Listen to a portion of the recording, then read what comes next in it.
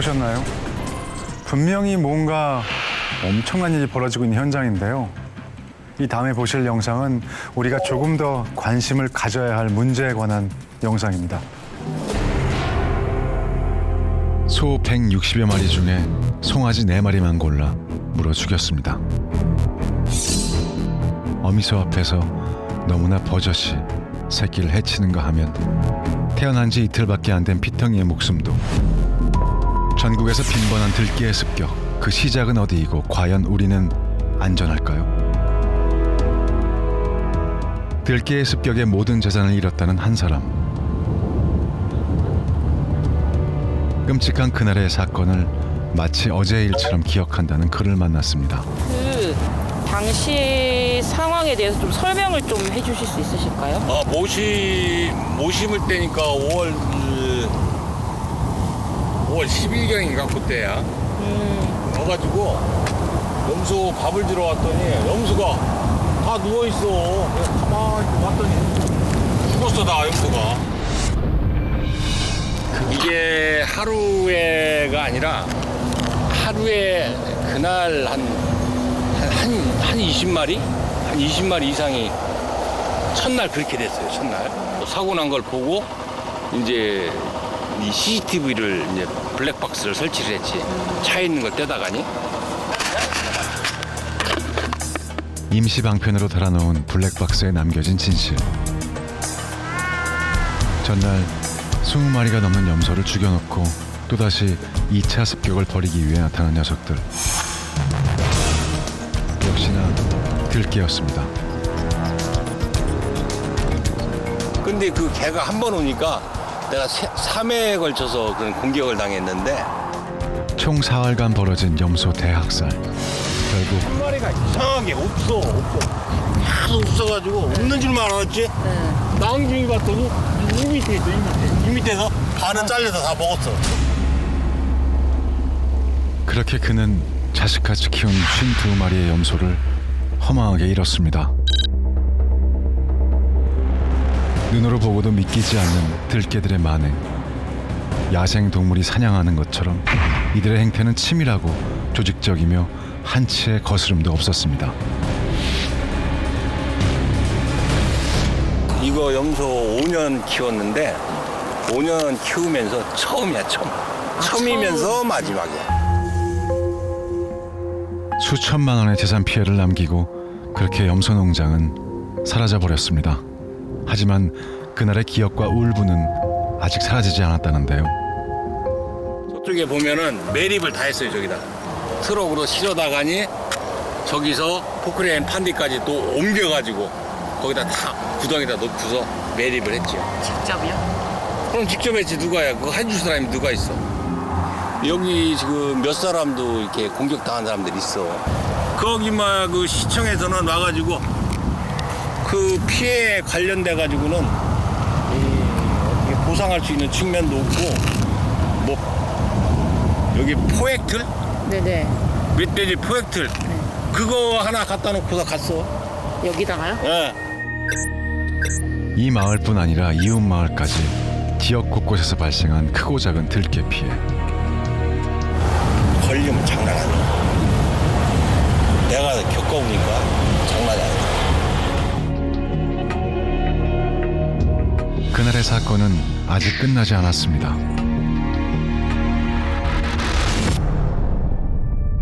농가 피해는 비단 소나 염소뿐만이 아니었습니다. 여기가 원래 닭을 키우던 자리가 키웠는데 여기 칠면조랑 닭이랑 키우고 있었어요.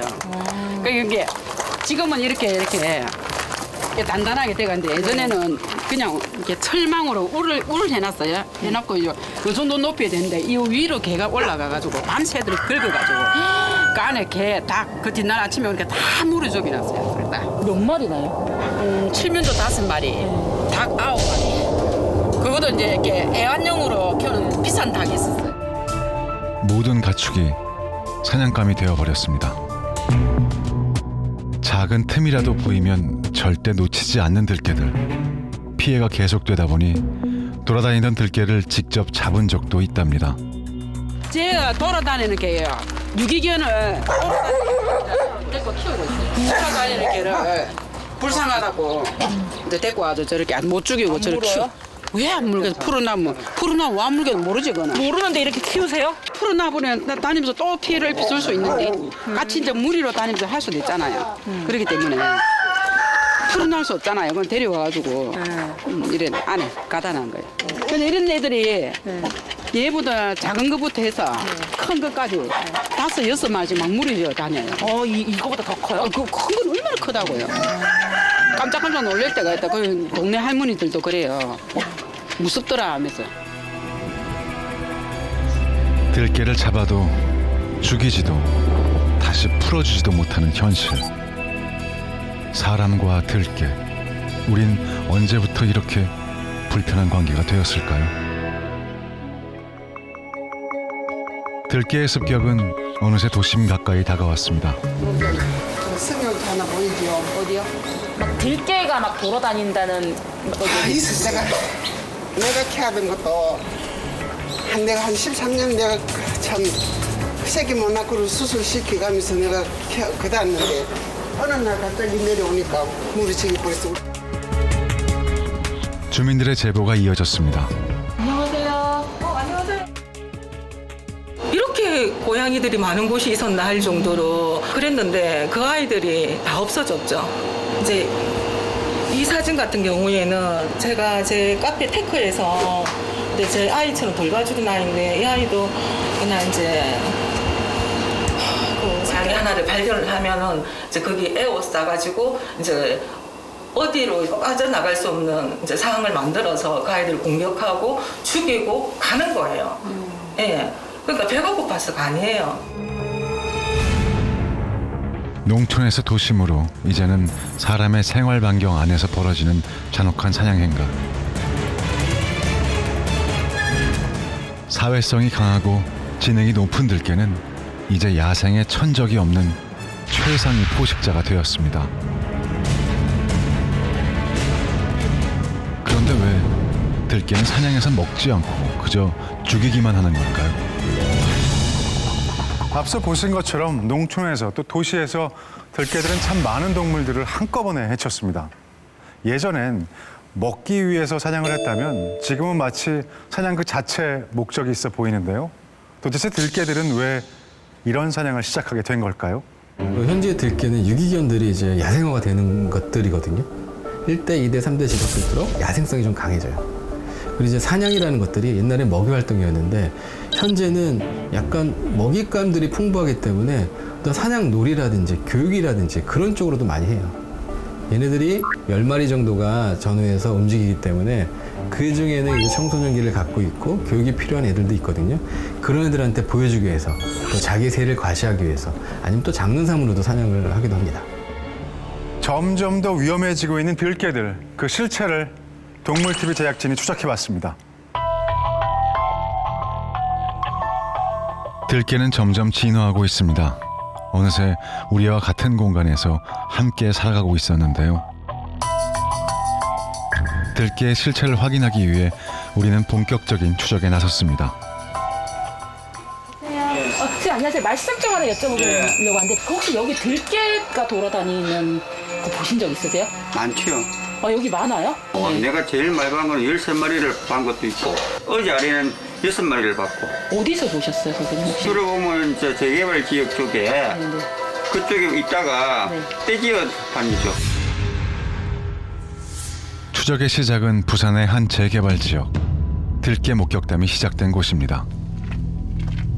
인적 없는 골목길. 사람이 떠난 곳엔 수산 한 마리 남아 있었습니다.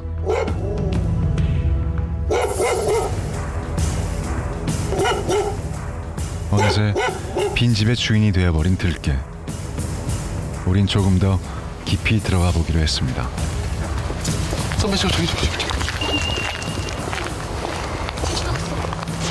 저 멀리 녀석들이 보입니다. 6마리 이상의 한 무리가 공사장 언덕 위에 나타난 건데요. 하지만 인기척을 느낀 들깨들은 거짓말처럼 사라졌습니다. 듣던 대로 재개발 지역 곳곳에서 나타나는 들깨들. 불빛 하나 없는 폐가가 즐비한 골목에서 한밤의 추적은 계속됐습니다. 사람이 다니지 않는 시간과 장소를 골라 자신들만의 삶을 이어가고 있는 들깨들. 그렇다면 들깨는 어디서 온 걸까요? 한자 시내 쪽으로 이주를 하면서 키우던 개를 그냥 버리고 간 거예요. 다 버리고 가다 뭐 이것들이 이제 한 마리 두 마리 이렇게 몰려가지고. 그래서 이제 그 아이들이 있을 곳이 없으니까 이제 그 인근 산으로 아이들이 이제 올라가서 거기 이제 자기들 이제 주거지로 이제 생활을 하면서 또 거기에서 이제 새끼를 낳은 아이들은 이제 완전 야생이 이제 되어서 지금까지 있는 거죠. 사람에게 버려진 개가 들깨가 되어 돌아온 현실. 주로 밤에 활동하는 들깨는 동이 트자 자신들의 주거지인 인근 산으로 돌아갑니다. 우리도 그 뒤를 따라 산에 올랐는데요. 언니 안녕하세요. 저희 KBS 동물 프로그램에서 나왔는데요. 네. 혹시 여기 산책 자주 다니세요? 예. 혹시 여기서 들깨 보신 적 있으세요? 들깨가 지난 봄만 해도 많이 있었어요. 예, 그러지. 들깨 그렇게 맛있습니다. 맛있어요. 우리가 지금도 몰라서 그렇지. 지금도 혼자 지내갈 때는 무서워. 저 산에 사람 긍긍 짖을 때도 있고. 그 개가요. 이 가면은 지 새끼는 절대 안 내쁜데. 지금 그런지 모르고 간다. 여기는 요쪽에는 없는데 요 고무태 요게 고무 여기 어디요? 요 안에 요게 있고 저쪽 더 올라가면은 고개가 지금 고라니가 작년에 그 올겨울이 그때 이제 이래 고라니가 그 한 두 마리가 죽었어요. 왜 죽었는가 하면은 이 개들이 몰아요. 고라니는 올라가는 건 잘 올라가는데 내리막긴 서툴거든요. 그럼 걔가 포위를 해가지고 몰아요. 모르면 그가 망이 있기 때문에 도망을 못 가거든. 그걸 딱 잡아가 뭐 하는가 하면 내장만 싹 빼면 못 뿌려.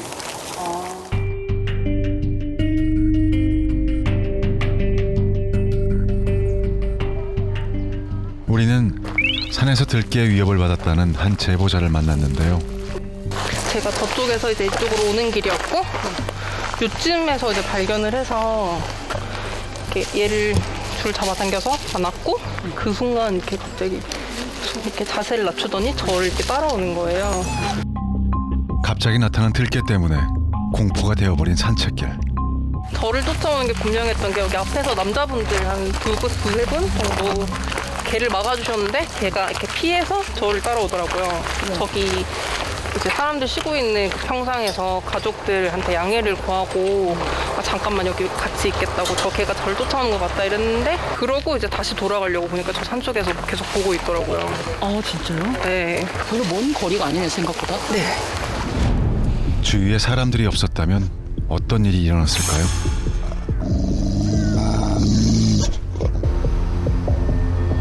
사태가 심각해지자 부산 일부 지역에서는 들깨 포획팀이 꾸려졌습니다. 안녕하세요. 더 큰 사고가 일어나기 전에 그리고 동물의 죽음이 또 생기기 전에 들깨를 멈춰야 하기 때문입니다. 등산객분들이나 시민분들이 개들과 마주쳤을 때 이제 위화감이라고 하죠. 예, 그런 것 때문에 이제 또 혹시나 있을 안전사고를 예방하기 위해서. 들깨 포획은 눈치 싸움입니다. 한 번 포획틀을 설치한 곳에는 다시 설치할 수 없을 만큼 눈치가 백단이라는 들깨. 실제로 마주하면 어떤 느낌일까요? 근데 얘들도 어차피 사람들이 먹이를 주시는 분들이 계세요. 그분들이 먹이를 줌으로써 살아가기 때문에 인간, 사람들한테 그렇게 적대적이지 않습니다. 하지만 현실은 추운 겨울처럼 차갑기만 합니다.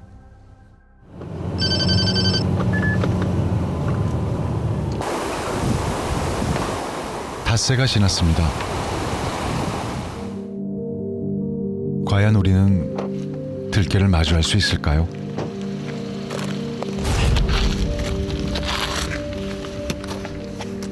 가까이서 보니 우리네 반려견과 크게 다르지 않은데요. 혹시 이 녀석들도 누군가의 가족이지 않았을까요?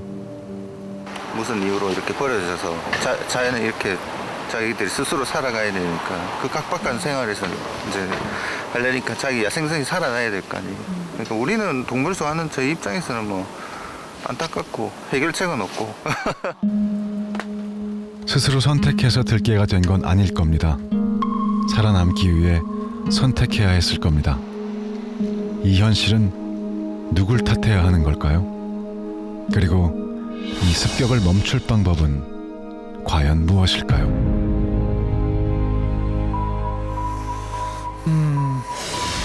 들깨들의 습격은 전국 각지에서 벌어지고 있습니다. 하지만 들깨는 반려견도 야생동물도 유해 조수로도 지정되어 있지 않아서 그 관리나 피해에 대한 보상이 명확히 이루어지고 있지가 않은데요. 들깨는 분명 우리 곁에 있지만 아무도 돌보지 않는 어둠 속에서 살아가고 있습니다.